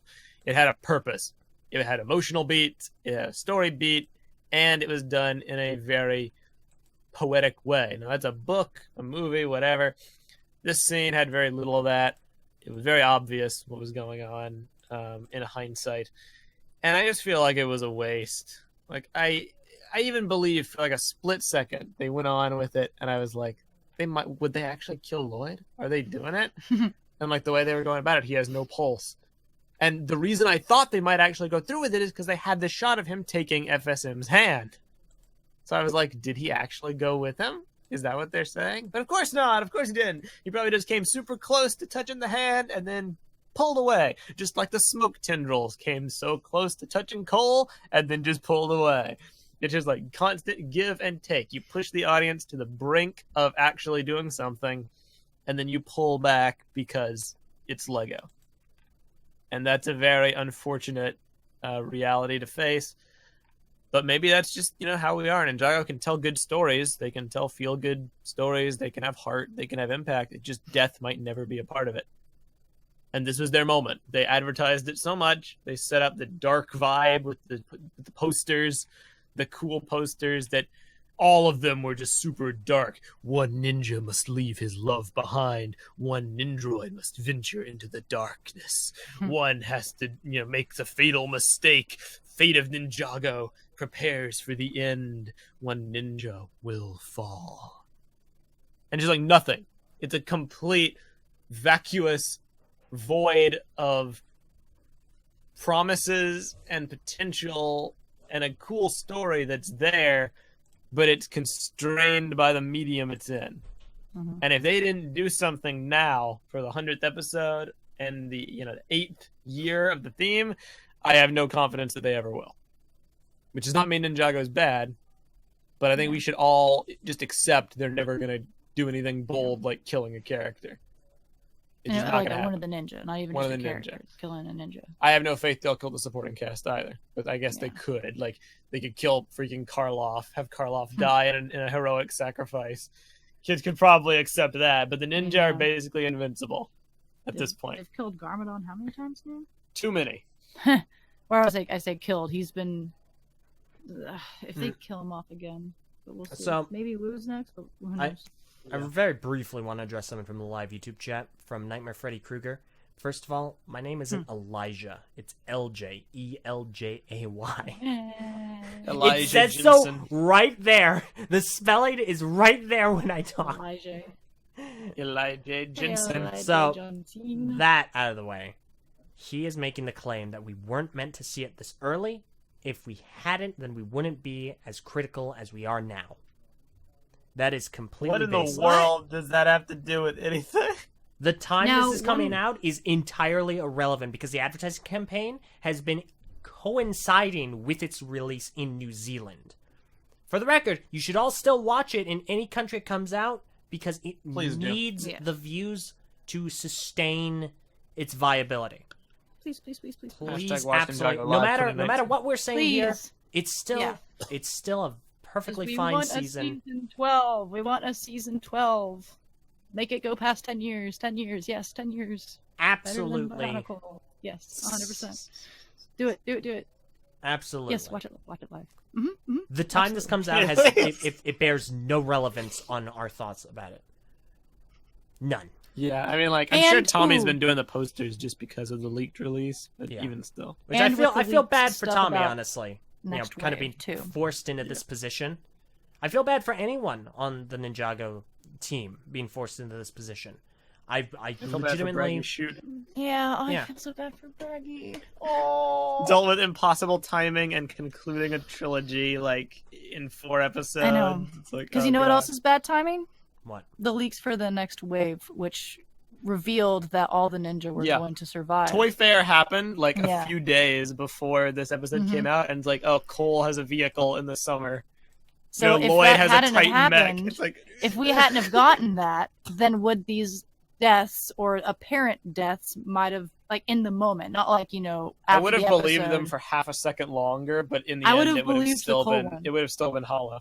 I would Yeah. have believed the Cole one, absolutely, if we hadn't gotten those leaks. I've been like, this is it. He's falling to his death. This is totally the moment. And I would have been enraged because the news killed Cole until the very last episode. I mean, the very last moment of that episode. But unfortunately, like, it's just horrible timing. Yeah. Horrible timing. Yeah. And I like, there's nothing they can do about it. It's just sad. And I want to make But- something very clear. This does not mean that the show as a whole, or even this season, is really, really, really bad. By no Nope. means. No. Even still, Ninjago at its lowest, and this is not it at its lowest, by no means. Oh, Even no. still, No, it is it's not at its lowest. It is perfectly solid. It is absolutely a solid show. I will never not recommend it, and it's admirable that Braggy Shoot was able to pull this off to the extent that he had, given the constraints that I'm sure were levied against him. It could have been a lot worse. Absolutely. Yeah. I could not have done. I'm no writer, obviously, but there's no way I can envision doing a better job in just 4 episodes with all that on your Oh. plate. Yeah. It's quite admirable. I look forward to when he there will was so have. much going on, but I'm super excited to see what he will do when he has a full season. yeah, Yeah. very So, excited. So yeah, but Hayley, yeah. you can say your thoughts. I'm pretty much done. It's just complete resignation, and I echo all of your sentiments, Eljay, about the subversion and how it feels bad. I don't like being misled, even if there's no malice behind it. Even if it's just to drum up hype, it's anti-hype. You know, like they could have marketed this season without all the death flags, and I would have liked it way better if I just watched this in the moment. Mm-hmm. But the advertising skewed the perception too much. So, Yeah. Hayley, you go ahead. March of the Oni. Oh gosh. Well, I have to say, as a Cole fan, I am disappointed.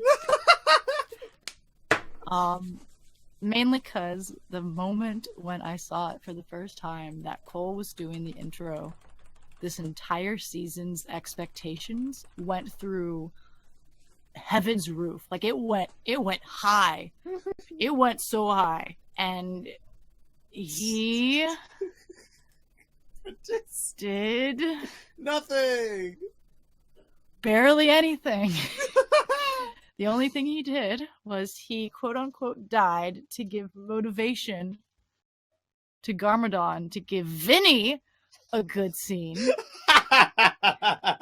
and to have I don't know, have a great comeback moment for Cole. Here's his arc. Foot fell asleep. Foot got touched. Fell off a ladder. Died. Didn't die. Had a slow-mo action scene. That's it. Hayley, you can literally slap him to get him to be quiet. This is within your I know your capabilities right now. Yeah, Rare I can't opportunity. do that. No, I grabbed his arm. I but still have a headache, Hayley. No, I'm still hurting. No, headache's gone. Nothing like controversy to make Meso feel well. But conflict fuels him. The conflict fuels me. That means when Meso transforms, he just gets like these super thick eyebrows and this really dorky chin. The eyebrows. Yes. Go on, Hayley. Sorry, give me a moment. Okay, I'll fill in for it. Cole sucks. No, stop! Hey, that's what I'm gonna be saying next time. No. Yeah. I'm saying it is unfortunate for Cole because Tyler made this point earlier. Because this was a Cole season, Cole's not going to get another season until after the show's canceled. So probably Ninjago has to last a pretty long time for Cole to get a season. But who knows? They could give him something because he is the most lacking of character development. As Eljay mentioned, he needs something to challenge him. He hasn't had anything challenge him except for Day of the Departed. Period. And Day of the Departed was like a challenge that lasted for about 10 minutes of screen time, if that. So in order for him to do something, you have to give him something to do, and this did not give it to him. There was so much going on that he had nothing to do, period. Besides say the episode name for some reason, because he felt he had, I guess, the most turmoil on him. I don't know. However, but the 98, what I just felt good watching it because it felt like Ninjago has accomplished something because we remember the Tornado of Creation the first time, how they were scared to do it, and then they're scared to do it again, even though it doesn't make sense, like, because they've done it. It was like it directly brought us back to that moment. And then the whole golden weapons of forging with him wearing his blacksmith, that was just so great. And then Cole popping out and grabbing the scythe like it was something he's been missing for a while, slamming to the ground. And then there was Lloyd meeting the first Spinjitzu master, and it's the first scene where Lloyd gets to interact with this guy that we know nothing about. And the fact we can't still see his face, and he was congratulating Lloyd for his accomplishments that are shruggable. Like, I mean, sure, it was his idea to do the Tornado of Creation, but... Thank you for all you did, Lloyd. Thank you for all you did, You Lloyd. failed, you went on the news, you didn't fight, and you read a mural. You chose peace Thank and you. love. You over... saved the Ninjago. And you completely eradicated one line of my generation. Thank you. Balance is destroyed. Thanks. Thank you. Now hey, die. you want to come with me? It's nice and happy up there. Totally not sending you to eternal damnation for your crimes. But it made me feel happy. And of course, with Jay and Nia, their relationship has been going on for how long? They got probably one of the best seasons about it. And they finally had a moment. And they had a cute little moment where the ninja all kind of reacted hilariously to it, but it was still a great moment for those two. That was made the us feel other thing. good. Epic poster. One ninja will ask the ultimate question while Lloyd looks scared at the badge. Ninja all It's a pushed joke in. scene. It's a gag. It's a that's funny cute. joke, and it was a legitimately funny joke. But Yeah, dramatic funny. poster juxtaposition, funny joke. Yeah. It's like, But so what I'm saying is, this episode was it makes you feel good for being a Ninjago fan because you know all this stuff. You can feel it. You're proud to have been there all these years, all these 100 episodes, all the way back since episode 1 and 2, and I don't know. It just made me smile a lot.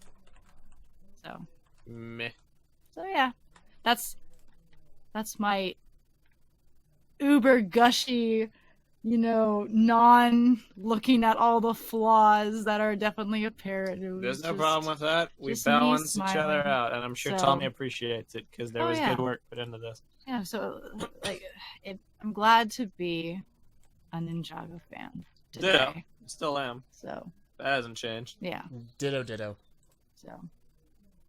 so especially today building the monastery. And Yes, that was very It was fun. very fun. Listening Yeah, to I all enjoyed the that. old songs straight through, and Yes. so it's a good day to be a Ninjago fan.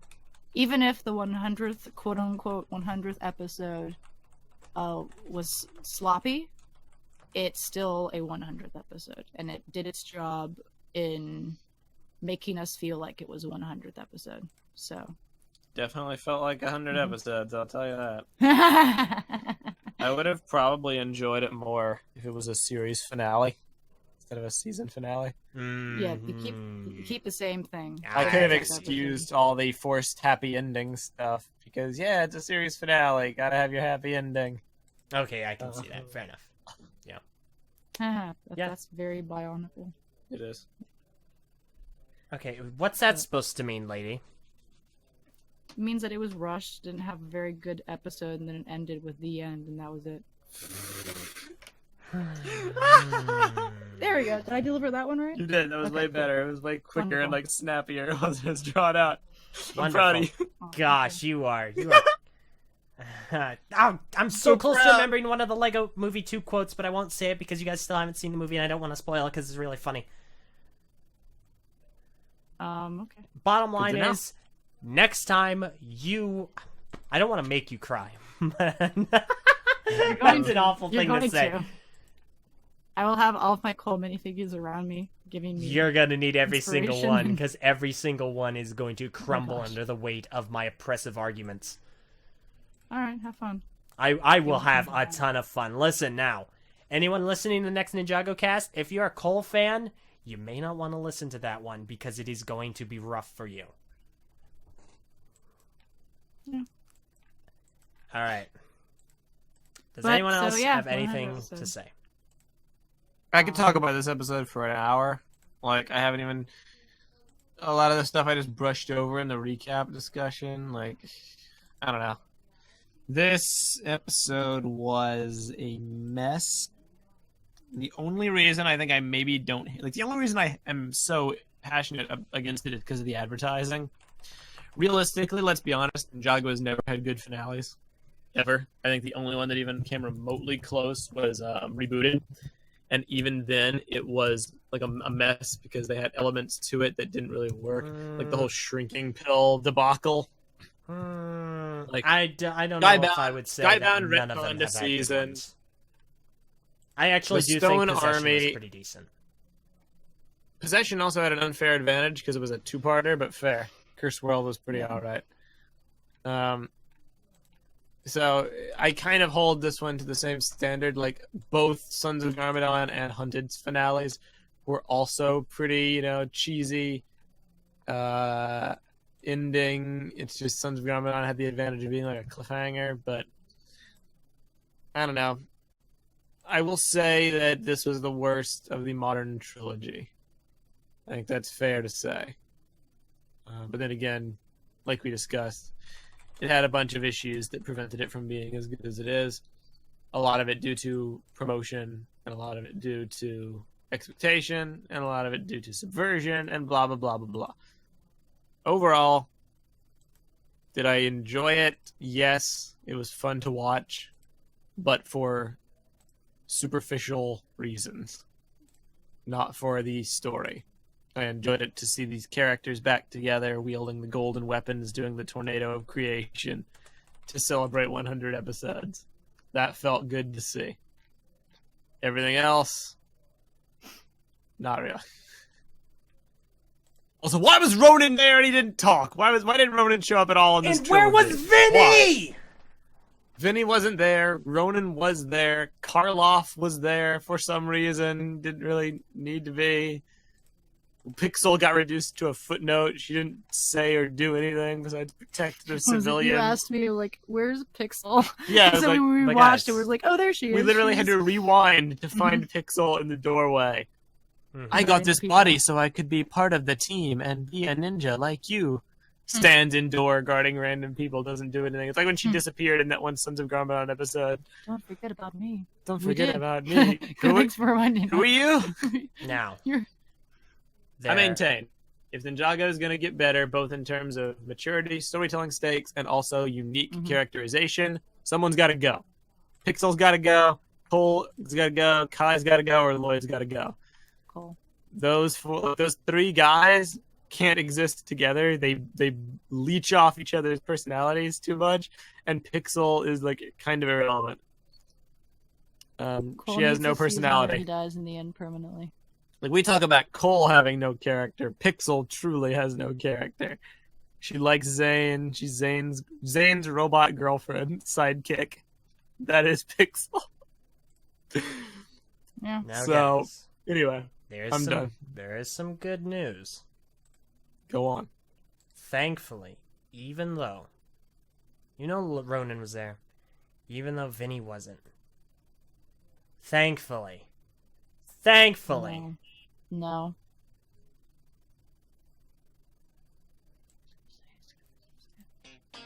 Dareth was there. Thank goodness. The best character in the entire show made it in, because if he didn't, who knows? I might have been really angry, but he is there! Dareth! He got the girl! The best character! I think. Okay. I'm sorry. Sorry, cats! The music is not copyrighted. Gosh. I made sure of that. Let's end this because we got to get ready to go see our movie. Alright. Oh, dang. Yeah, we do. At the end of the day, I really do like Ninjago. I think they did the best they could with the constraints. I appreciate their interaction with everyone, answering questions, and quelling our concerns. And I hope this wasn't too egregious or offensive. We do really, actually, genuinely like this show. And I Yes. am genuinely looking forward to the next season. Yes, late 2019. Woo! We might not stop complaining, but we're also not going to stop watching. So if anyone from the production team watches this, that is what we have to offer. We are dedicated fans, I promise you. Yes. we love your we're product. dedicated. And Was it the math was done earlier with based off of what they told us and based off of what we've gotten so far? This next season could possibly be back to 13 episodes. I don't know how I feel about that. But We'll see. Which could mean a mid-season finale, which would be even cooler. But yeah, that's fair. So I'm excited. I'm looking forward to it. I'm content for now.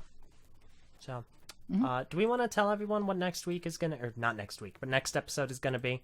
Just to kind of Next podcast we're doing is going to be a Lego Movie 2 yes, spoiler review. I know that. Just to clarify, you keep saying next week, and I know you know. I'm just saying for the fans. Yeah. ladies and gentlemen, it is going to be a ring match. Next Ninjago not a cast is rematch. going to be ring Oh. with a G. Okay. Ring in the ring. Mhm. Okay. Okay. Okay. Cole. I don't even want to say versus. Is it really versus? It's It's versus. a cold debate. It's Okay. versus. Okay. Cole versus Say it. L. Cole versus Cole versus Liwa. Yeah, although the episode will be titled Liwa versus Cole because No, Cole versus Liwa sounds much better. Liwa versus Cole, a battle royale between diehard Bionicle fan LJ and diehard Ninjago fan Kaz Hayley. is right. If this turns out really well, can we make an epic rap battle? Just like based off of our points? I mean, 'Cause I would totally do that. I am Schrodinger's Liwa. Regardless if I get So- destroyed, because I think it would be great to do an epic rap battle. I don't rap. So in the So, yeah. ashes, I'm in white. the ashes of March of the Oni, we shall find solace in the way we always do, with dumb, pointless arguments that will have no impact on anything, but they'll be funny. Yes, So Cole let's do may it. not have much character development, or he may not have a spotlight in the show. That's because he puts his spotlight in other people's faces. Oh. While Okay. Liwa remains an archetype. Okay. So we're gonna have a lot Oh, of fun lady. in the next episode. This is gonna be this isn't even gonna be close. This is just gonna be Oh, dear it's- Lord.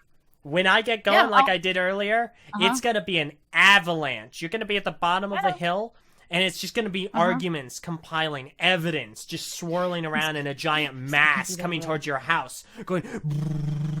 And you go, oh no, what am I gonna do? I'm gonna die. And Zane's like, don't worry, because it's an avalanche and that's snow, I will control it. But then the avalanche reveals it's actually rocks and it kills Zane and he's like, he shatters into a million pieces. And then Cole's like, don't worry, I got this because it's rock and I can control it. But then it reveals day. it's actually a giant ball of crystal and it kills him. He's like, oh no, I've been defeated by my hubris. And then Liwa comes in and is like, don't worry guys, I got this. And he blasts it to pieces because he's so cool. I'm gonna be the impartial ref because you might think Uh, I'm biased. Taylor. Ven is He's actually not. going to be actually agree with. Ven is going to be the impartial ref. Dear Oh, Lord. Ven is gonna be the impartial ref. He has said he wants Has he to be even the impartial seen ref. Ninjago all the way It doesn't through? matter. It's gonna be a my great God. episode, I swear. it's Says gonna the be person who went through all of Liwa when he was. Okay, this is okay. What? That's not even... What are you trying to get at? I don't know. Pick someone who I don't know doesn't know Bionicle and doesn't know Ninjago. The to be impartial ref has way more experience in one field than another, thereby making him partial. That's what she's getting at. Okay. In that case, I mean, we don't have an impartial ref. It's just we have one that's not invested Pick in this. me, I can't remember anything. I mean, you're the closest we have, but because you've been popping in and out, I'm not sure I want to. I don't know if I want to. Purple, what did our discussion make you think of the episode? Do you want to go watch it or not? I just want to see the scene that was really well animated. That's Which one? basically The whole season. all of the episode. We'll film That's these basically all of incredible. Ninjago except for Yeah, there was no singular Yeah. scene in this episode that made me go, wow. In fact, there were scenes like the fight kind of wasn't good, and the scene where the Oni showed up kind of looked Yeah. low budget. hopefully in So- HD it will look a lot better because yeah, Cole's fall was well done. It looked good. that was really good. We watched that today and I'm like, this is so good. I love this. I love the no dialogue. I love this. I love the show. I love the show, and the animation's so great, and the music is so great, and the voice acting's so great. I just Oh, did I put us out of our misery? I can't do Misery. that. Misery. I mean, misery. misery. you're still with Hayley, so no, I'm kidding. Wow. Okay. Wow. I'm very happy. Thank you very much. Well, I'm glad you're very happy. Spoken like I'm a true LJ. Nice to single meet man, you. LJ. Oh, got him. I'm sorry. Hard. I didn't realize you came out of your He's not hole to single, make he's- quicks. Anyway, Yeah. we're gonna go ahead and wrap things up. Hopefully, you have had as much of a good time as we have. Thank you so very much for listening. Wait, oh no, hang on. Okay, sorry, I couldn't hear the music for a moment. Thank you so very much for listening. This has been Ninjago Cast. The dojo is closing. I have been your sensei, LJ. I have been Meso. And I have been Hayley. And we have been the masters of Podjitsu. We will see you all again another time for very exciting confrontation. A battle royale between Hayley and I as to which one's better, Liwa, Toe of Air, or Cole, Master of Earth. See us then. Master Farewell. of what? Earth. I thought he said Master of Mirth. I'm like, what the fudge is Mirth?